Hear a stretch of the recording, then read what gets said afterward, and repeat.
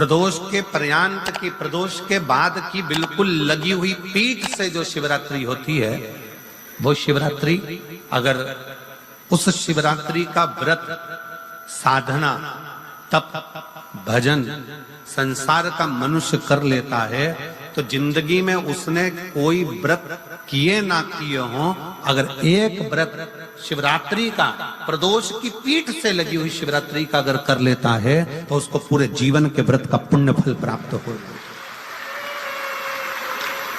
एक व्रत शिवरात्रि का प्रदोष पर्यंत की, अर्थात प्रदोष की पीठ से जुड़ी हुई। अब अगर आप कोई ब्राह्मण से, अगर कोई विद्वज्जन से, कोई पंडित जी से आप पूछेंगे प्रदोष कितनी बजे लग रहा है, वो बताएंगे। फिर प्रदोष लगने के बाद प्रदोष कब समाप्त हो रहा है, तो जिस दिन 26 तारीख हो रही है उसमें लगाया, दोनों की पीठ मिल रही, दोनों।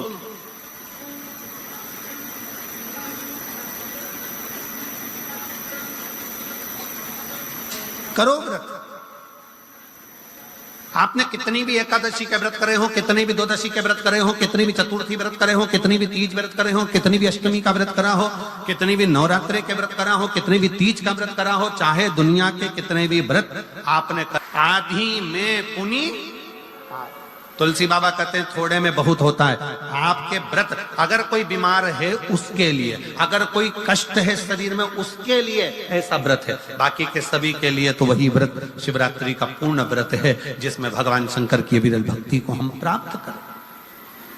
इतना विचित्र कर्म है, जरा विचार करिएगा कि प्रदोष काल का लगाया गया दीपक, प्रदोष काल, प्रदोष के दिन, प्रदोष काल का जो दीपदान होता है वो सरल नहीं होता, वो सहज नहीं होता।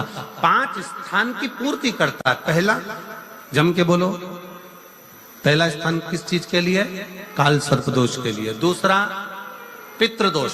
कैसा भी तुम्हें कोई पितृदोष बता दे, कितना भी तुमसे कोई कह दे कि तेरे घर में पितृ का दोष है, तेरे घर में ये दोष है, अगर आप प्रदोष के दिन, प्रदोष काल में, अर्थात सूर्य अस्त के समय के 2:45 तक का जो समय होता है, 2 घंटे के समय का, उसके अंतर्गत अगर आप प्रदोष काल के समय में भगवान शंकर को दीप लगाने के लिए अगर पहुंचे हो तो वो आपको फल देगा ही, पितृदोष का निवारण होगा ही। चाहे तुम कुछ करो चाहे मत करो, वो पितृ की शांति करा दे।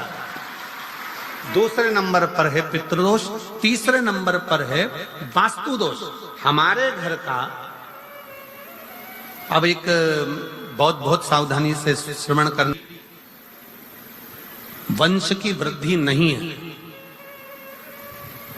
30 वर्ष शादी के हो गए, 40 वर्ष शादी के हो गए और औलाद है ही नहीं। डॉक्टर ने भी हाथ ऊंचे कर दिए, टेस्ट पे भी करवाया, IVF करवाया, सब कुछ तुमने करवा लिया, तो भी औलाद नहीं है। तब आखिरी में एक काम चालू करो, प्रदोष का दिन दोनों पति पत्नी व्रत चालू कर दो प्रदोष का, और प्रदोष काल में शाम के समय जाकर एक ही दिए में 2 लंबी बाती जानते हो ना, रुई की लंबी कपास की बाती 2, और दोनों बाती एक ही दिए में रखकर पति पत्नी दोनों उसको प्रज्वलित करना प्रारंभ करें। बाबा संतान देकर ही रहेगा, औलाद आएगी ही। दीप की जो बाती में अंतर आ जाता है, एक गोल बाती में और लंबी बाती में अंतर आता है, बहुत अंतर आता है। पितरों के लिए गोल बाती का प्रयोग बहुत कम होता है महाराज। देवी जी के लिए, माता रानी के लिए, जगत जननी के लिए गोल बाती का प्रयोग बहुत कम होता है महाराज, ध्यान रखिएगा। एक पितृ के लिए, एक जगत जननी जगदम्बा दुर्गा भवानी के लिए गोल बाती का प्रयोग कम होता है, लंबी बाती का प्रयोग ज्यादा होता है। क्यों? क्योंकि हमारे घर की कुल देवी और हमारे घर के पितर हमारे वंश की वृद्धि करें, इसलिए लंबी बाती रखी जाती है, जिससे हमारा वंश बहुत लंबा चले, बहुत उन्नति की ओर बढ़े, इसलिए लंबी बाती का प्रयोग किया। शिव महापुराण की कथा कहती है 5 जगह पर हमारा जलाया गया एक दीप जो प्रदोष के दिन, प्रदोष काल में लगाया जाता है, 5 जगह पर भारी पड़ता है। पहले नंबर पर, जम के बोलते जाओ, काल सर्पदोष। दूसरे नंबर पर पितृदोष। तीसरे नंबर पर घर का वास्तु दोष। हमारे घर में कितना भी वास्तु दोष है, कोई ने कह दिया यहाँ बाथरूम नहीं बनना थी, यहाँ पर शौचालय नहीं बनना था, यहाँ सीढ़ी नहीं बनना थी, वो सीढ़ी वहां बनना थी, ये सीढ़ी वहां बनना थी। तुम पूरा घर तुड़वा के देख लो, उसके बाद में जैसा वास्तु वाले हैं वैसा करा कर देख लो, उसके बाद भी तुमको शांति नहीं मिले तो समझ लेना कि तुम्हारे घर में अब वास्तु दोष तो तुमने दिखाकर समाप्त कर लिया, फिर भी वो समाप्त नहीं हो रहा। तो प्रदोष काल का लगाया गया प्रदोष के समय का दिया आखिरी में वास्तु दोष को भी समाप्त कर देता है और उसमें भी फल प्रदान करता है। काल सर्प दोष, पितृदोष, वास्तु दोष। चौथे नंबर पर 1 रुपया कमाया, 1.25 रुपए खर्च हुआ, पैसा आया गया। ये चौथे नंबर का व्यापार में थोड़े दिन दुकान अच्छी चली, थोड़े दिन बैठ गए, थोड़े दिन काम चला, थोड़े दिन बैठ गए, गाड़ी चली थोड़े दिन फिर बैठ गए, अर्थात हमारी फैक्ट्री थोड़े दिन चली फिर बैठ गए, कहीं ना कहीं तकलीफ, थोड़े दिन खाते थोड़े दिन रोते वाला चल रहा है। तो प्रदोष काल का प्रदोष के समय का दिया इस दुख को समाप्त कर कर रेगुलर एक जैसी सांझी, एक जैसी लक्ष्मी की वृद्धि करते चले जाए। प्रदोष काल का दिया। और 5वें नंबर का प्रदोष काल का दिया, प्रदोष समय का दिया 5वें नंबर पर रोग का निवारण का, रोग निवारण।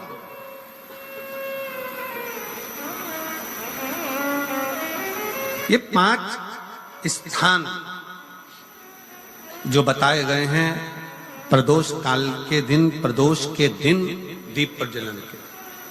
और अब की बार की जो शिवरात्रि आ रही है, बाबा देव अधिदेव महादेव की बड़ी कृपा है उस पर, बहुत करुणा। 25 तारीख को प्रदोष और 26 तारीख को शिवरात्रि। अब जरा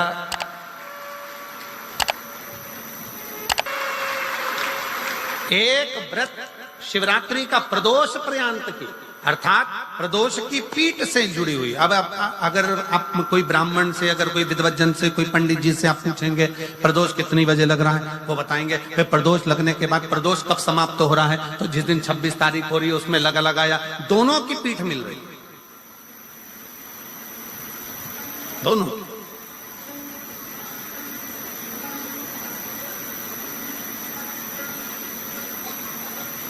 करो व्रत। बैसाख का महीना चल रहा है, शंकर के शिवालय में जाओ। शिव के शिवालय में 3 स्थानों का स्पर्श अवश्य जरूर।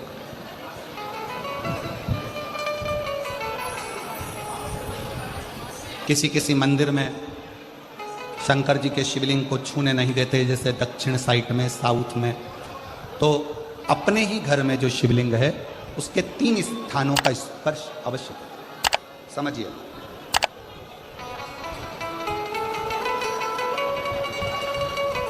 पहला, शंकर भगवान के जहां से जल बहता है उस स्थान में, ये जलाधारी है, जल बहता है, ये शिवलिंग है।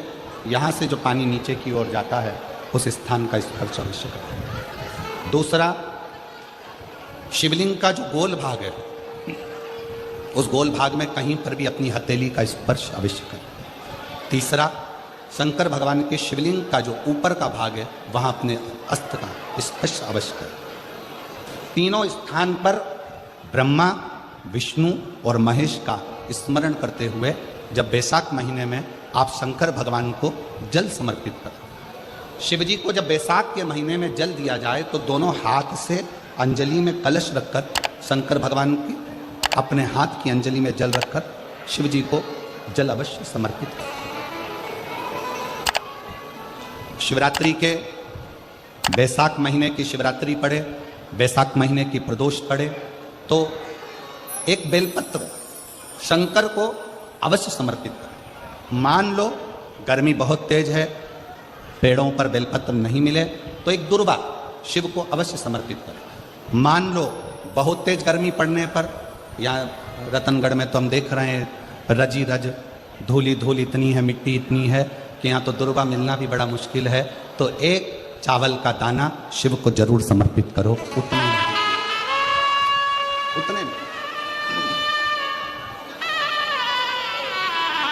और बैसाख महीने में सबसे ज्यादा जरूरी है, जो सबसे ज्यादा जरूरी है बैसाख महीने में, वो जलाशय अर्थात अपने घर के नज़दीक में कोई पानी का स्थान हो, जलाशय हो, वहाँ का जल शिव को समर्पित करना, या शिव के नंदी के पास में। और हम तो कहेंगे शंकर का नंदी केवल मंदिर में मत देखो, आपके घर के आसपास में हमारे मारवाड़ की पहले की रीति रही है। राजस्थान में बहुत सालों पहले, जब लगभग 19 से 20 साल पहले हम फलोदी में आए थे, 20 साल पहले, और 20 साल पहले जब हम फलोदी में आए थे राजस्थान में, तो हमने उस फलोदी राजस्थान में देखा था कि प्रत्येक घर के बाहर पत्थर का एक छोटा सा कुंडा जैसा होता। दो चीजें हमने फलोदी राजस्थान में प्रत्येक घर के बाहर 20 साल पहले देखी थी। एक इतना बड़ा कुंडा पत्थर का जिसमें लोग भोजन रख देते हैं, और एक बड़ा सारा कुंडा जिसमें लोग पानी भर देते हैं, जिससे चिड़िया, पशु, पक्षी, गौ माता सब उस पानी को पीती रहे और आपका और हमारा कल्याण होता रहे। इस भाव से प्रयास करो। शिव जी को तो जल समर्पित करो।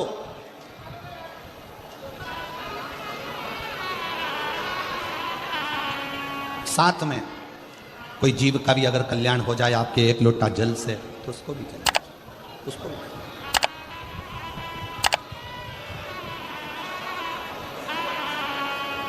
शंकर भगवान ओघड़दानी शिव, जिनका चढ़ा हुआ जल केवल मात्र स्पर्श, आचमन, दर्शन आपका और हमारा कल्याण कर देता है। अपने दुख को, अपनी तकलीफ को, अपने कष्ट को किसी दूसरे के दरवाजे पर जाकर कभी मत करो, कभी मत।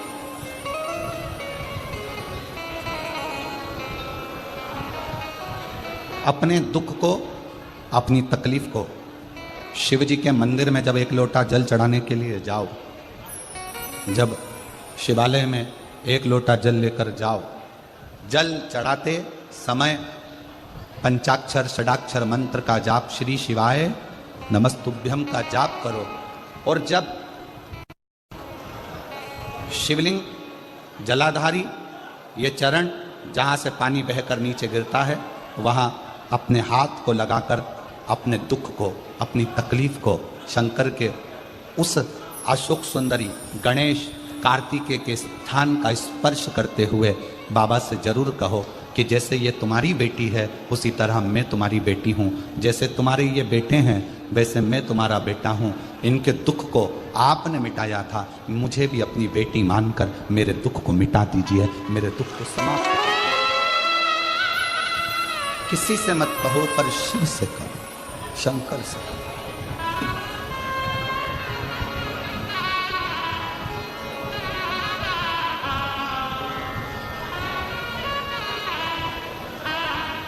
जब आप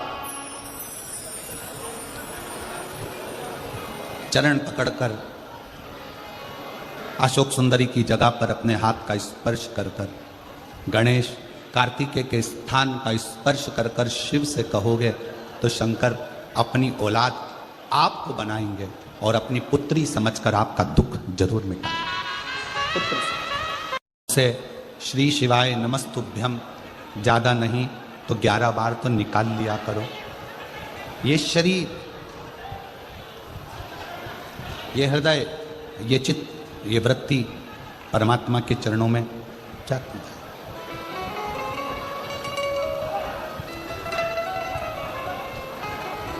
दुख है ना, शिव से कहो। पुरुष में और स्त्री में एक बहुत बड़ा अंतर है। पुरुष में और स्त्री में एक बहुत बड़ा अंतर है। पुरुष एक कान से सुनता है, दूसरे कान से निकाल देता है। स्त्री दोनों कान से सुनती है, जुबान से निकाल देती है। पुरुष में और स्त्री में सबसे बड़ा अंतर यही है कि पुरुष यहां से सुनेगा, यहां से निकाल देगा, और स्त्री दोनों कानों से सुनकर मुख से निकाल देती है। शिव पुराण की कथा कहती है अगर स्त्री को मुख से निकालना भी है सुनने के बाद तो अपने पिता देवाधिदेव महादेव के सामने जाकर निकाले तो बात शिव के पास।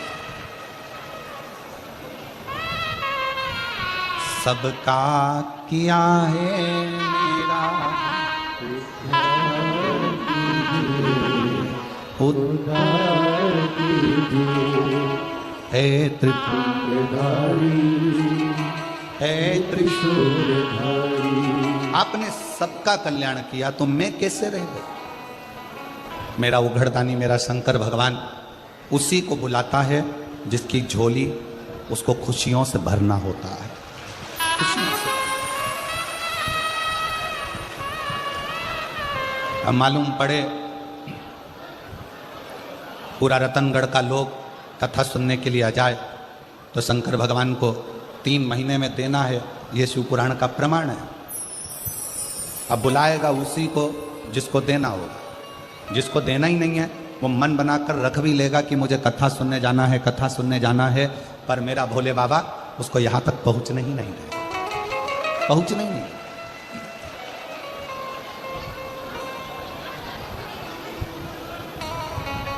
कल कथा में अपन ने श्रवण किया था कि संकल्प आपका होता है और पूरा करने वाला देवाधिदेव महादेव, कोई दूसरा नहीं पूरा करेगा, शिव।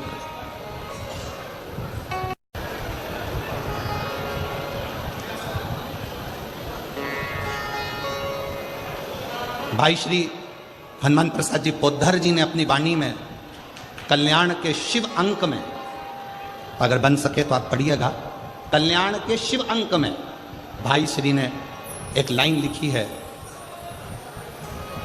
भाई श्री ने अपनी वाणी में लिखा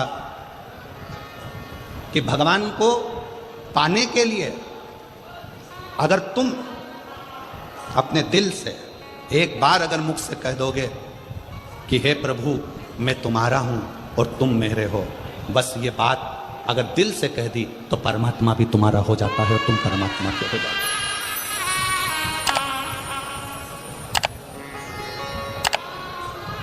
हो। जरूरी नहीं कि उपास करोगे तो भूखे रहना पड़ेगा। व्रती का मतलब क्या होता है? व्रती का मतलब क्या है? एक सिंहपुर प्रदेश में एक व्रती ब्राह्मण रहता था। व्रती ब्राह्मण का मतलब यह है कि वो कुछ खाए पीने से या उपास रखने से, साबूदाना खाने से, मोरधन खाने से, चिप्स खाने से, वेपर्स खाने से, पपीता खाने से, सेवफल या केला खाने से व्रत नहीं होता। व्रत का मतलब है कि तुमने एक नियम बना लिया कि मैं रोज अपने घर से 1 लोटा जल लेकर शंकर के मंदिर जाऊंगी, या आपने कोई नियम बना लिया कि मैं 15 मिनट शंकर का भजन करूंगी, या नियम बना लिया राम नाम, कृष्ण नाम, शिव नाम जपूंगी, ये तुम्हारा व्रत हो गया, तुम व्रती हो गए।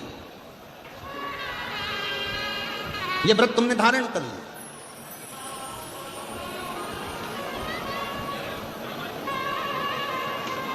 कई माताओं ने नियम बनाया, रतनगढ़ की ही रहने वाली माताएं, कई माताएं रतनगढ़ की ही रहने वाली पंडाल में रह रही है, कई माताएं रतनगढ़ की। उसने नियम लिया कि मुझे 7 दिन कथा सुनना है।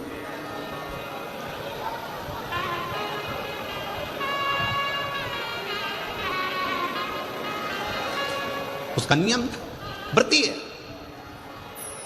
व्रत करने का मतलब यह नहीं है कि तुमने उपास करा, कुछ खाया पीना छोड़ दिया, कुछ खाना पीना छोड़ दिया तो भगवान तुमसे प्रसन्न हो जाएगा। शिव महापुराण की कथा कहती है, शंकर भगवान की कथा कहती है, यहाँ शिव पुराण कहती है कि आपका एक व्रत, कुछ भी अपनी जिंदगी में एक संकल्प, एक नियम ले लो, शिव पूरा कर देगा, व्रती हो गया। एक ब्राह्मण रहता था, बड़ा व्रती था, महाव्रती।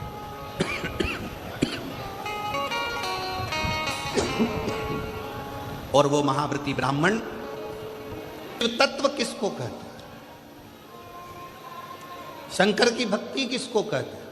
शिव पे चढ़ा हुआ जल साधारण नहीं होता, शंकर पर चढ़ी हुई बेलपत्र साधारण नहीं होती।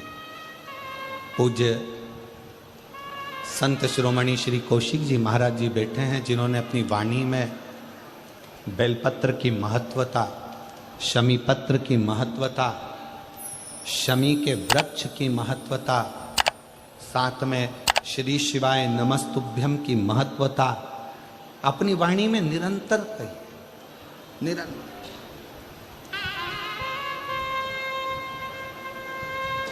शिव जल साधारण नहीं है, शंकर की भक्ति साधारण नहीं है, शिव स्मरण साधारण है।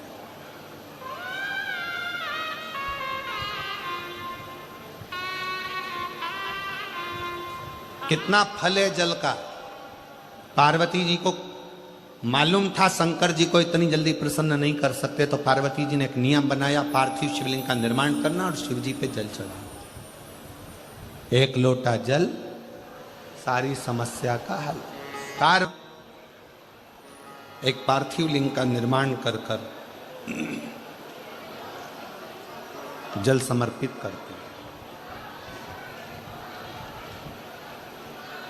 कितना कितना अर्चन माता पार्वती जी के जीवन में, कितना कितना अर्चन। माता पार्वती मैया जब जब जल भरने के लिए जलाशय में जाती हैं और शिव जी को जल चढ़ाने के लिए लेकर आती हैं, तो बीच में मगर उनको रोक लेता है।